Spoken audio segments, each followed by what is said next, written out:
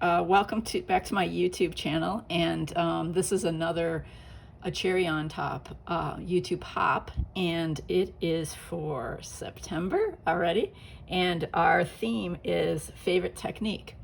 And so, as you can see, if you look at what I have here on the table, the favorite technique I'm going to share with you is one maybe you've seen me use before. That's very simple, but like full of fun, surprise, and a great way to use washi tape. So I'm going to grab a different feather. It is simply die cutting strips of washi tape instead of paper. You actually use it on white cardstock. So let me just walk you through the technique. Of course, you're going to need some dies. These feather dies I love using for this technique because they're tall and you can get a number of washi tapes in by using this. But any other kind of large die would work. You don't want like a really tiny one because you're just not going to get to see much of the designs. And as you can see after I cut it, you really do get to see a lot in a feather. Even if it's just a tiny little bit of a floral washi right here, it runs through all that I put down. I'm kind of getting ahead of myself though. So let me go back to what you're going to need. So simple. If you have a steel die cut machine, I have the Vagabond, but any of the machines would work, of course. And you need that, of course, and you need the dies. I'll tell you the two sets that I'm using are both from Tim Holtz. This is Feathery, and this one is called Bird Silhouette. The other thing you do really benefit from one little tool. You could probably use a pin or something. This is an old one from Making Memories, if you remember that company from forever ago. But it's just a little pick.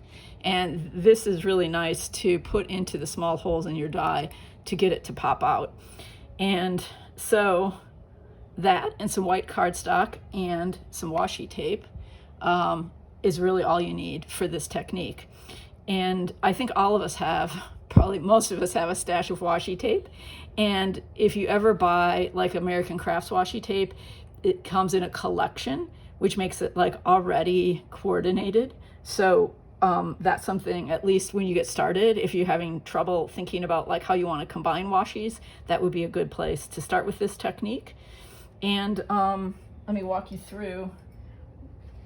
I saved one of my pages that I had prepared before. I mean, I haven't yet cut this one. I started with these florals, and I was working with red and yellow because of the colors in my photos. And all I did was line them up. Now, one thing you might notice is I think it's helpful to have different widths. It just adds interest. So I put a little skinny piece of yellow here, for instance. You can also like overlap, which creates different widths if you don't already have that in your stash. And then what you do after you put this on white cardstock is you put down your die and put it between the two plates that you use in your machine and run it through. And that's all there is to it. It's a very simple technique, but it's definitely one of my favorites because what happens when you look at this, you don't really know quite what you're going to get until your feather or whatever it is comes out. And then it's so much fun to see how it die cut. And if you're going to do, as I did, several feathers and you want them to be slightly different, well, you just put the dies at different places, right? So that they're not lined up. Instead, they hit different tapes in different parts of the feather. So I guess that's kind of the only tip I would give, because it's very much a technique that you just play around and come up with what you like.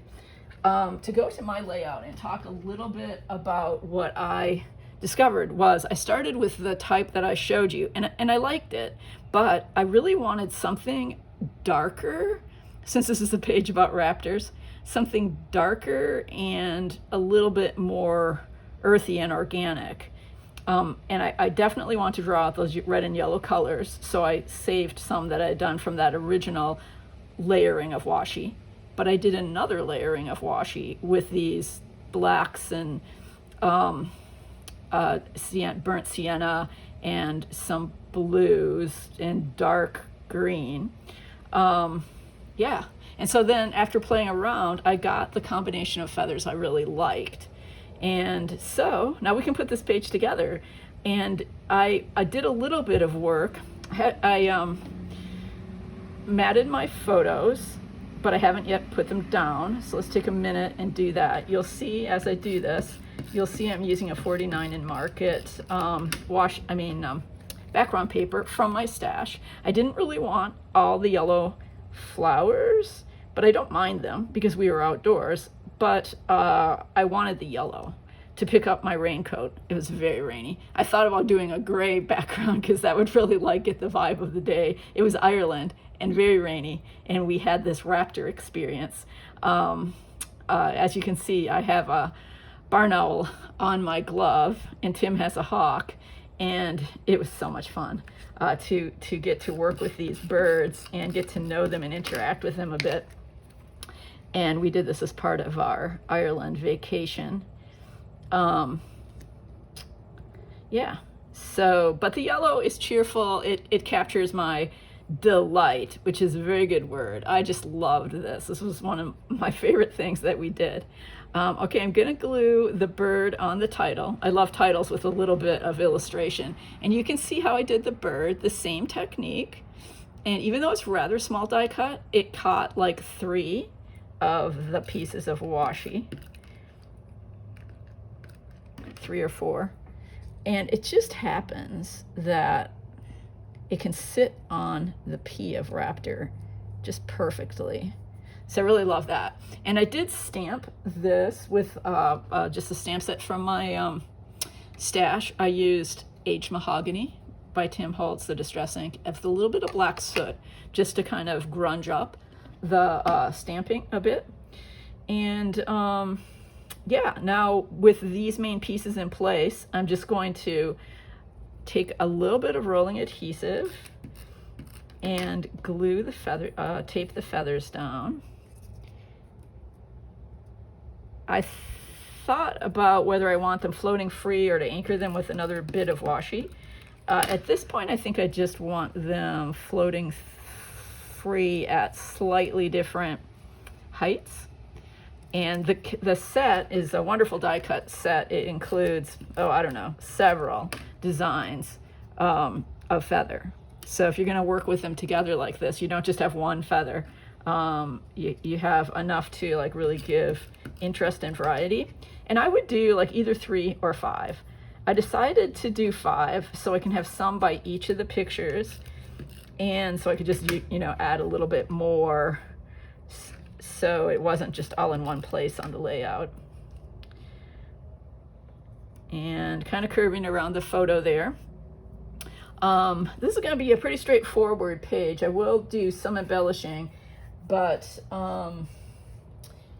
I just pulled a few stickers. I really have been wanting to use the Pink Fresh Tourist mode for scrapbooking my trip, and along with 49 in Market travel line. So I'm kind of working with both of those as I scrapbook these photos. And so for this one, I definitely was drawn to the die cut, the labels. I put them through my typewriter, which, you know what, I wouldn't recommend. I think it would be better to use clear sticker paper or to find some sort of way to get them less sticky. These Pink Fresh stickers are extremely sticky, so they kept wanting to stick to my typewriter. But I managed it, and I do have journaling on this cute little tag. I love the colors and the illustrations in this line. So I'm just gonna pop this down. I need to leave a little room because I ran out these beautiful wild creatures. So I'm just going to make it clear that this continues down here.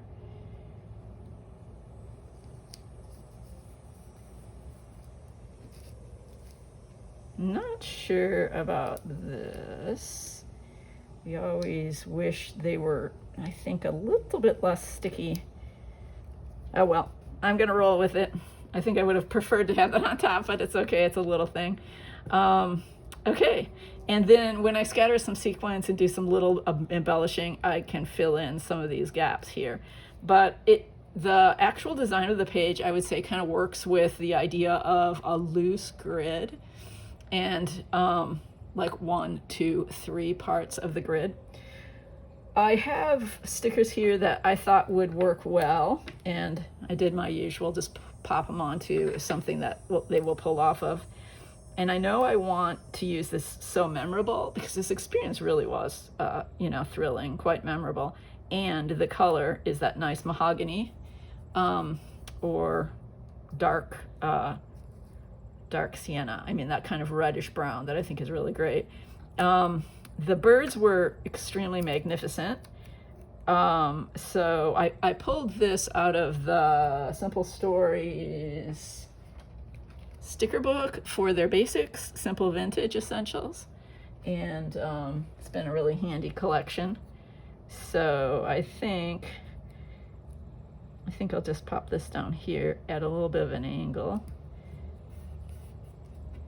This feather, fortunately, I can pull up. I don't have to, it's not as sticky because it's just rolling adhesive. Okay.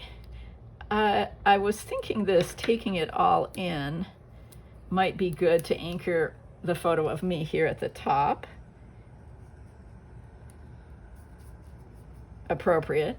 And then you'll see we have this green going on in the photos, and it would be absolutely fine just to leave it just like that. But I thought I would use this wandering sticker over here, in part because I don't want all the Pink Fresh larger stickers on one side, and this kind of brings some balance to the page, connects the photos, and then just uses up that blank space so that the focus is a little bit more on the birds. Okay, and then the other thing I thought of was one sticker. So we have these two down here, maybe one right here.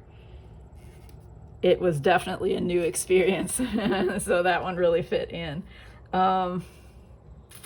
Yeah, and I think that's it. I have these new Catherine Pooler stickers called Apollonia, and I love the colors, the reds and oranges and yellows, like for fall, but I think for this layout too, they'll add a perfect little touch and pop of color. And what I particularly like is Tim's shirt is very red, and so I don't want it to be like the only red thing, so your eye just goes there. There might be a little bit of that effect anyway, but there's red in the feathers, and then I'm going to put red in my small embellishments. And I had one other thing, and that is a sticker with the date and place, and it's one of the Pink Fresh stickers. Let me find it if I can. Okay, it was Dingle in Ireland, which is on the West Coast. And I also stamped with a small rolling date stamp the date, July 30th. Now, to think about where this goes. What I like is it's brown, so it kind of picks up this. But I could bring the typing over here by putting it over here, and also take up a little bit of again, the white space, and call attention more to the photos. So I think that's what I'm gonna do. And there you have it. That's my page, and that's my favorite technique. And I do hope you try this technique. As I said, it's super simple, and I think you'll find that it's fun and addicting. And then also leave comment below, and then hop along to the other videos in this series and see what their favorite techniques are. So you'll have a whole bunch to try, and then leave comments on theirs, and you'll have a chance to, as usual, to win store credit at a cherry on top. Thanks everyone. I'll see you next time.